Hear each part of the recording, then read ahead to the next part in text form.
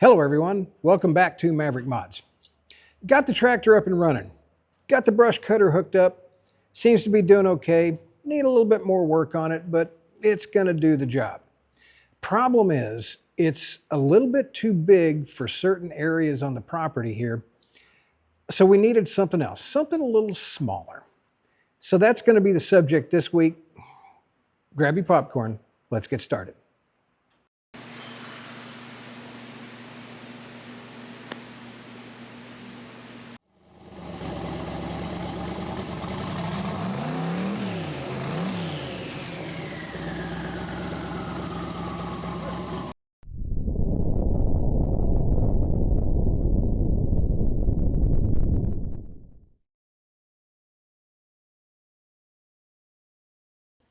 This is the project that hopefully will save a little bit of time in keeping the grounds clean.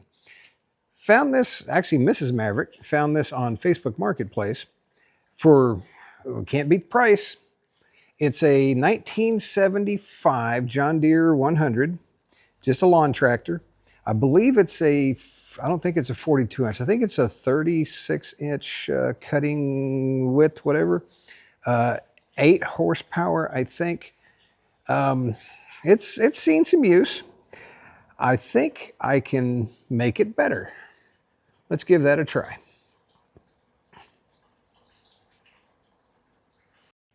What you see is how we picked it up.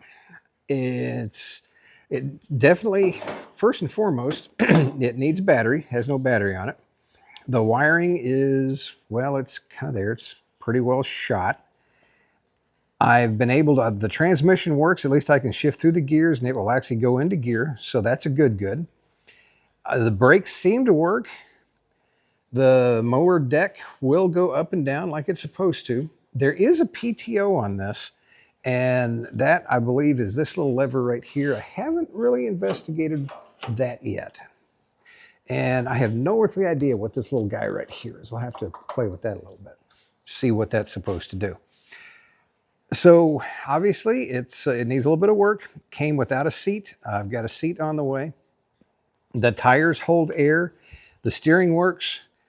And I'm going to do to this kind of what I did to the tractor. We're going to do what we have to see what it takes to get it running again. So in my inspection and tear down here, again, I knew about this. So I've got a little bit of movement up here on the flywheel, and that's translated down here to the output shaft. But over here, I've got the cylinder head off. Let's look at this. It doesn't look bad in there. It's got a little penetrating fluid in there. But when you move flywheel, there's zero piston movement. That means there's something inside the motor that might be broke. Nope. Okay, time for a wrench. The motor is disconnected from the frame. And one out of the 3 bolts is not like the others, so it might have been off before. Let's see what happens here. Yeah, I might have to take those belts off, which is why I left it up in the air. I couldn't get I got one of the pulleys off for the bottom, that's for the PTO or for the mower deck. Couldn't get the pulley off, at least from underneath, for the drive belt for the transmission. But I might be able to, depending on how heavy this thing is, there's a hole in the bottom there that maybe, yeah, is just the right size to get this motor out. All right, let's get this motor on the bench and see what we're dealing with. Let's get the oil drained, loosen the plug here. Let's see if there's any oil in this and see what it looks like. Well, there's oil in it. Probably not enough. Looks like it's factory, probably never been changed. Yeah, I'm thinking that probably is not enough oil. Just a guess though. I haven't looked at specs and see how much this takes, but I don't think that's enough. And it's, well, it's pretty nasty.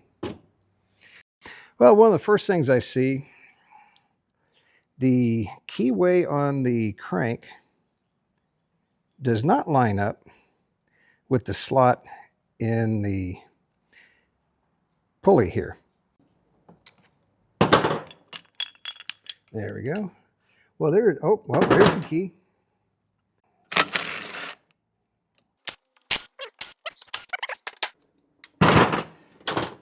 Let's see what we come up with. Pretty sure I got them all. Let's see what happens here. Okay. What is going on here? Oh, we have a broken connecting rod. That'll do it. First look.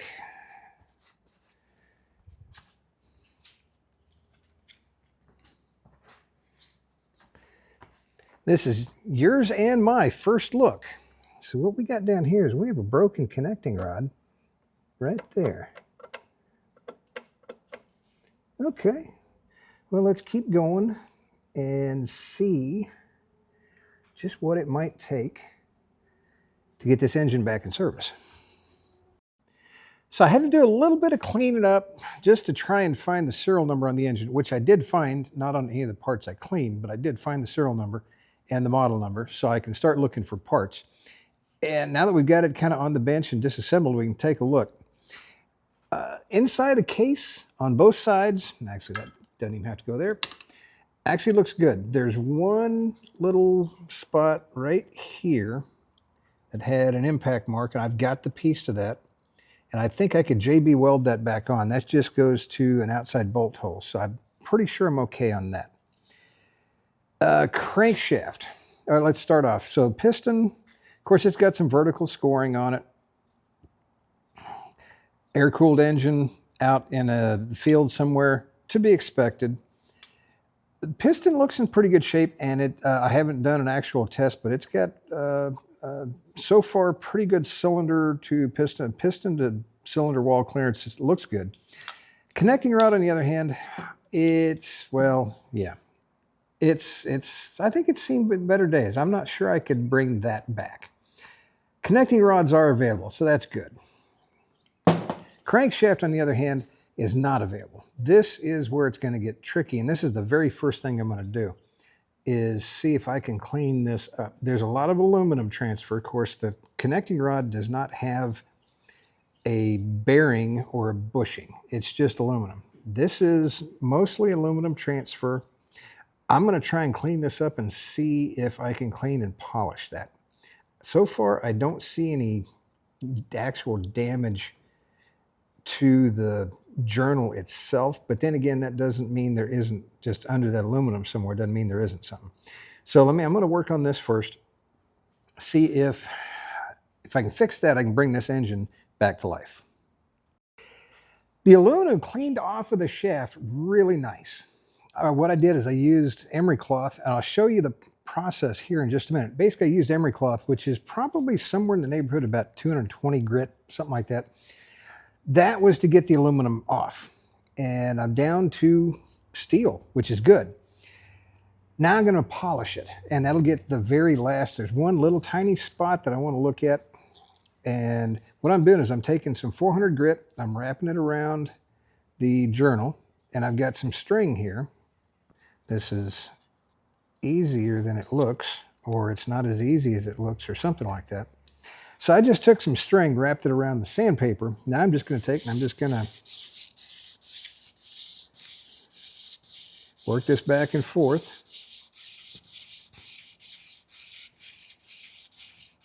The string should put enough tension on the paper that it should pretty much have equal tension or equal pressure all the way around the shaft. So it's not like I'm pulling really hard on the bottom and not getting the top. I'm not really pulling too hard. I'm just pulling hard enough to keep the string in contact with the paper. So it shouldn't really put a lot of tension on the paper. So here we have it. Let me see if I can get you close up here. That's what she looks like now.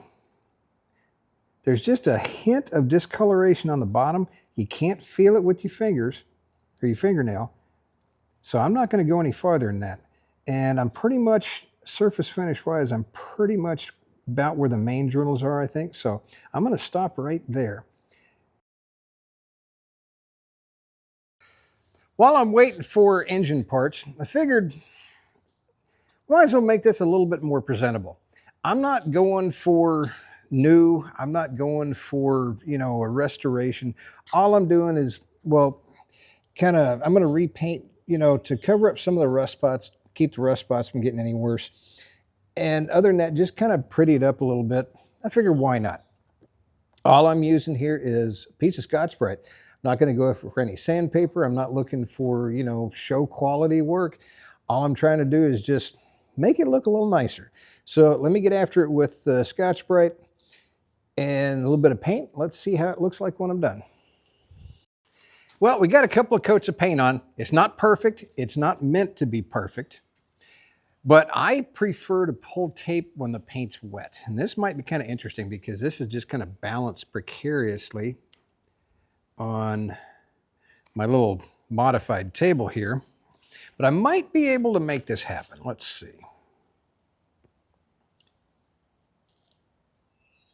The whole reason for taping stuff off is there's a decal that runs right through the middle of this. And I didn't really feel like painting over the decal. I didn't really feel like replacing the decal. Okay, it's coming off pretty good on this side. We'll go on the next side, on the side where you guys are on here in just a second. You'll kind of see how it looks. I didn't feel like taping over the emblem on the front, so I did take that off. And I'll put that on after it dries because there's no hurry on that. The whole reason for pulling tape when the paint's wet is if you wind up with an edge where the paint dries,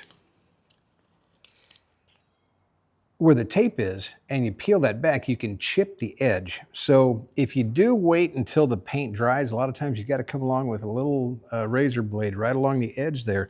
Otherwise, you can chip and peel the fresh paint back.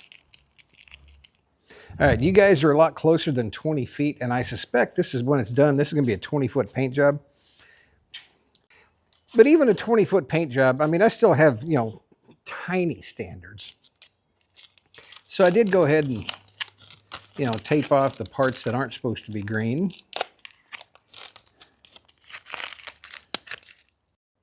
Okay, well, the tape's off. Like I said, I taped up the data plate, the instructions, all that kind of stuff. But this is not intended to be a masterpiece paint job, which I kind of like to do on everything. But in this case, it's just a mower. It's going to see some use. And consider this to be more along the lines of corrosion control. How's that? I didn't worry about this area back here because the rear fenders and the seat is going to sit over here. Not going to see that. And once this dries, I can start putting some of the tractor back together, but I still got the engine to rebuild. Went ahead and got the rear, I guess, seat cover or whatever this cover back here is with the fenders attached. Went ahead and got that bolted down here. And we're going to go ahead and put the seat on because it'll start looking like it'll start looking like a mower here as I get the parts and pieces back on. I did have to modify the mounting attachments a little bit because no new seats seem to have the old bolt configuration. There we go. And there might have been a seat that's specifically for this mower, but it was really expensive. And these seats were not. The difference being that the pattern on the seat was just a little bit narrower than the old one. But no biggie, because everything's going to fit.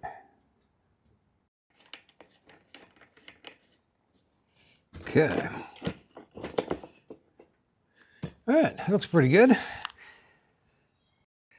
There's still a little bit left to go on kind of the 20-foot paint restoration on the little John Deere mower here. I'm probably going to hit the wheels. I still need to do the mower deck. Again, mostly for corrosion control. It's, like I said, we're not looking at a restoration or anything like that because it is going to be used and used hard. But I still want it to look fairly nice. And I think it does. Of course, it's still missing the engine. And that is over on the bench right over there. It's mostly assembled. I'm still just waiting on 1 or 2 parts for that. I should have this together here in a couple of days. So it definitely looks a whole heck of a lot better than when I rolled it into the shop. That is for sure.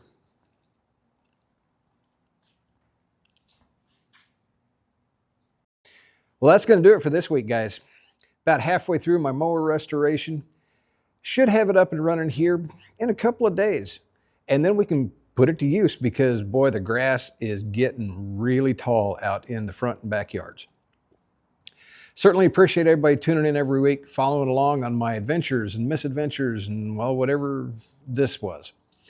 If you like what you see, how about giving me a thumbs up? Maybe a comment down, in the comment section. We'll see y'all next week. Everybody, have a great day.